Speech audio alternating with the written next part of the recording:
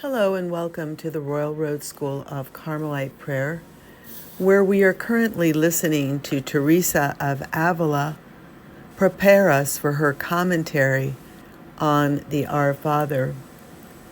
In her book, The Way of Perfection, the classic manual of prayer, the first 18 chapters contain Teresa speaking about virtues and her reasons for reforming the Carmel. But from chapter 19 on, she prepares us to listen to her commentary on the Our Father, which begins in chapter 27. So today, under the principles of spiritual life, which Teresa tells us are mental prayer and determination, she is going to speak to us in chapter 20 about the diversity of paths. The Lord has different paths by which to go to Him, just as there are many dwelling places. So I repeat it now. He did not say, "Some come by this path and others by another."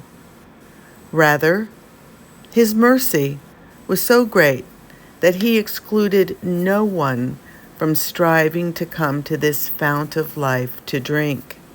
She's speaking here about the gift of contemplation or supernatural prayer. May he be blessed forever. Since he is so good, he does not force us. On the contrary, in many ways, he gives drink to those who wish to follow him, so that no one will go without consolation or die of thirst.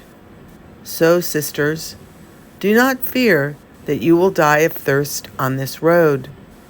Never is the lack of consoling water such that it can't be endured. Take my advice and do not stop on the road. She's speaking of the road of prayer. But, like the strong, fight, even to death, for you are not here for any other reason than to fight.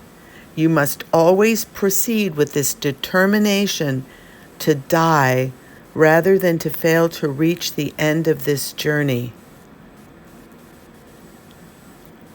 Now, let's deal with how the journey of prayer must begin, so as not to go astray.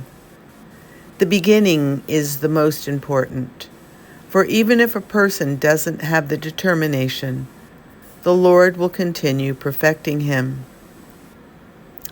A person may not continue on the same road, but the little progress that he made will provide him with light to walk well on another path.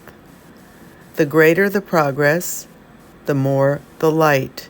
In sum, even if he later gives up, it will not have done him any harm to have begun, for good never produces evils. Daughters, to all persons who speak with you, if they are disposed, try and remove any fear they may have of beginning to use so great a good. And for the love of God, I beg you, daughters, that your conversation always be directed towards bringing some good to the one with whom you are speaking. For your prayer must be for the benefit of souls. It is the good of souls that you must always beg the Lord for. Strive for this in every way. The desire to be of benefit is where true friendship lies. If you want to be a good friend, know that you cannot be one save by this path. Let truth dwell in your hearts, as it should through meditation, and you will see clearly the kind of love we are obliged to have for our neighbor. Here she's speaking of the second commandment and the charity or love that God has for us. There is no longer time, sisters, for worldly friendships. For a relative to listen to the truth, you may have to show demonstrations of love that are always pleasing. But others already know that you are religious and that your business is prayer. God is your business. God is your language. Whoever wants to speak to you must learn this language. Be on your guard, though, that you don't learn his language. It will be hell for you.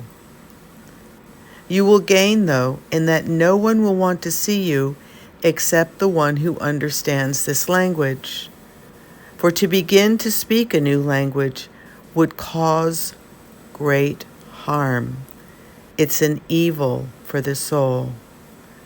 The new language, that of your relative, she's insinuating, involves a constant disturbance from which you ought to flee at all costs.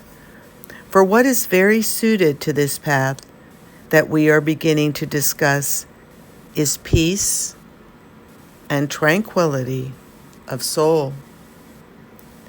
If those who speak with you wish to learn your language, it's not your business to teach anyone. You can tell of the riches gained. So he may then go and seek out a master who will teach him.